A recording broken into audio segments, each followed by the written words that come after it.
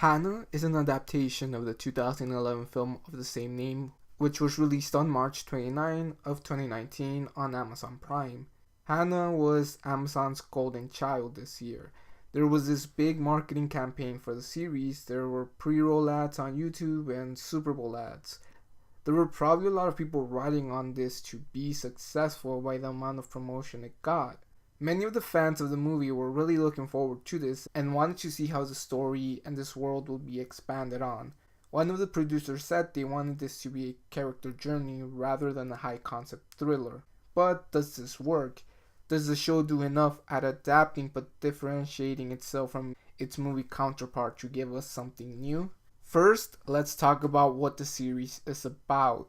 The first episode opens up with Eric having stolen a baby from some covert operations lab that was experimenting on babies and pregnant women. This leads to a deadly cat and mouse chase that turns deadly when Hannah's mother dies, leaving Eric alone with baby Hanna, escaping into the forest and evading the CIA, where he hides for 15 years, raising and training Hanna.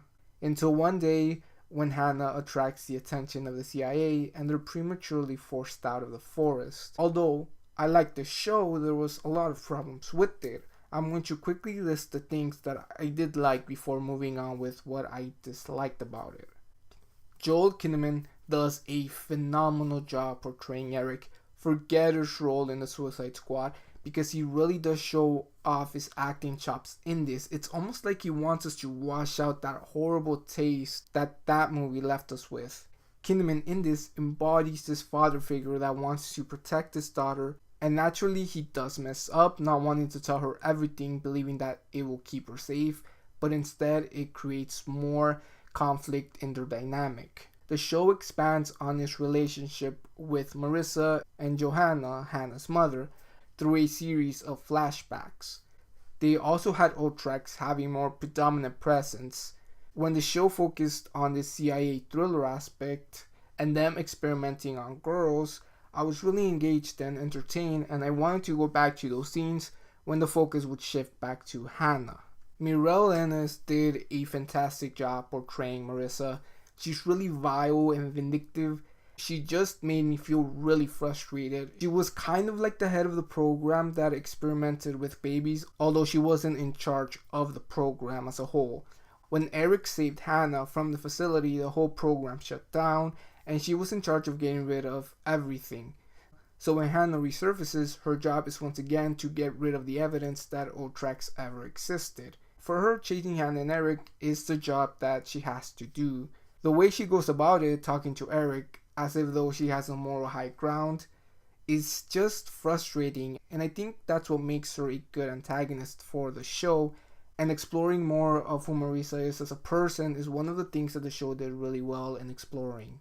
Hanna was portrayed by Esme Miles. I don't think she has the edginess that Ronan brought to the role, and I don't think they gave Esme enough to work with, but when she finally has these emotional scenes with Eric, which are her best scenes, she really sells it. Other than that though, she's mostly bland and emotionless. And it's Hannah's characterization which I have the most problems with. Now with that in mind, let's get into the things that I wasn't a fan of. The people working on the show wanted to both expand on the lore of Hanna and also focus on Hannah's coming of age story. But I don't feel like they quite got that balance. I think that's because there's a disconnect between the person that Hanna is when she's around other people and the person that Hanna was back in the forest when she's away from civilization. When she's living out in the forest, she stumbles into this boy who's working as a lumberjack or something. When he offers her his hand to shake it, she doesn't know what to do with his hand, so just kind of looks at it. When he asks her what she's doing out there in the forest, she just straight up tells him that she's out there living with her dad. But then when she's back with her father, she rehearses this whole story about how she goes to the best private school in the country and how Eric works in pharmaceuticals in case people ask about her. She also knows somewhat about pop culture. Eric quizzes her on what the best bands and movies are.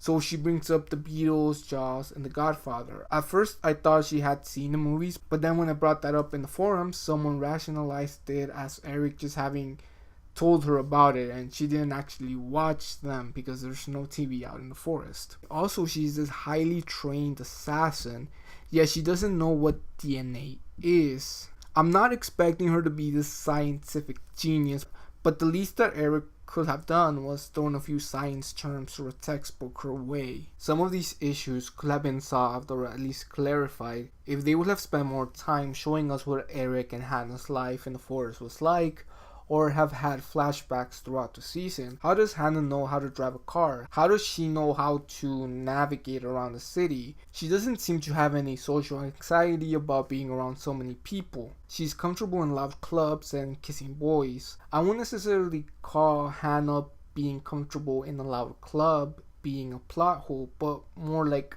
an unrealistic plot line. Then we have Marissa trying to turn Hanna against Eric by telling her certain information. It creates enough doubt that she looks into it and finds certain paperwork that backs up Marissa's allegations. Hanna believes this information at face value, but the only other person that she's grown up with and interacted with and seen both as a father and a mentor have been Eric, and seems to turn like a dime on him. If I were Hanna, I would have had a harder time believing this information, but Hanna takes it at face value. Marissa also mentions how Eric has killed people, but like Hanna is an assassin who doesn't hesitate at killing people, so I don't know how Marissa was expecting her to react to this. The other actors that are focused on in the series are Sophie and her family.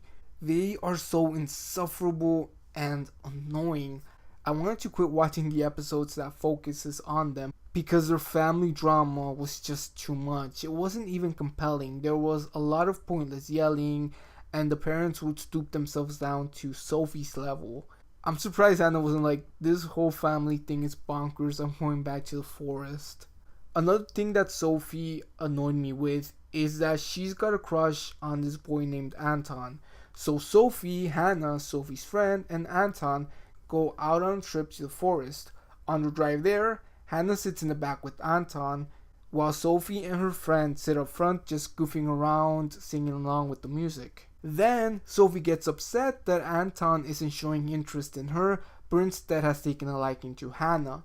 I know that Hanna shouldn't have returned Anton's advances, but once she realizes that Sophie liked him, Hanna tells him to stop, and he doesn't really take the hint. I don't know, it was still a very weird situation, that whole like love triangle that they try to have. They also seem to want to have Hanna struggling between being this trained assassin with wanting to be a normal teenager.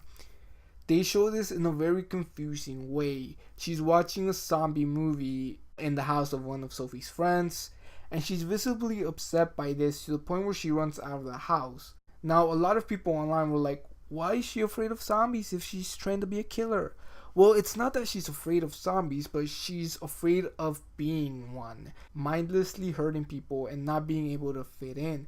But narratively speaking, there was no lead up to this, and this theme wasn't continued on after. The movie did things very differently than what had come before, so in that regard, it felt unique. A lot of people have said that the movie is a dark fairy tale combined with a stylized thriller, which for the most part I tend to agree with. On the other hand, the TV show feels like a typical action spy show. It wants to focus on Hanna and tell a compelling coming of age story, and even though in the end we get a glimpse of that coming of age, throughout the series we don't really get that thematically. I think it's because they don't give Hanna enough characterization. They wanted to give us the Hanna from the movie and just stretch it out into 8 episodes. Also, the movie was a fairly straightforward story, which was Hanna's journey to reunite with her father. In the series, she reunites with her father like in the 4th or 5th episode, then their goals changed. They haven't killed Marissa yet. Eric's main motive is wanting to keep Hanna safe and trying to give her a normal life. But now that Hanna's with him, the story sort of evolves. Now he also wants to free the other girls from Ultrax. But why? What is he going to do with them? He hasn't contacted any other agency or the media. He gets a bus to transport them, but what is he going to do with the girls afterwards? In the movie, Maurice is dead, Hanna reunites with her father, and that's sort of like their happy ever after. The show makes that story even more complicated, and I felt that's why the TV show loses some of that magic. The only other person that worked on both the movie and the show was David Farr, who is credited as a co-writer for the movie. Joe Wright wasn't involved with this, the director of the movie. Neither was Seth Lockhead, who came up with the story and wrote out the script, with Farr only providing several changes after Lockhead had sold the script to Focus Features. Lockhead had written Hanna while traveling Europe, where he was essentially exploring a new culture, which to him might have felt like traveling to a whole new world as a cuddled Canadian young adult. From what I've read, part of the story was inspired by this culture shock. It seemed like the people in charge of the show just didn't understand what made this story unique. I know that the series is its own thing and the movie is its own thing, and we shouldn't really compare them, but when the movie does things so much better, I can't help but compare the two. In its own merit, Amazon's Hanna isn't that bad of a show. It's beautifully shot, and it was engaging enough to keep me interested for 8 episodes, even though episodes 2 and 3 were a bit sluggish. I feel that if they had tightened the script a bit more, or even gotten Lockhead to help out, it could have been a better show. Where it stands, I think I'm going to give it a 6 or 7 out of 10. It's enjoyable with some great performances. If you have an Amazon Prime subscription, it's worth the watch.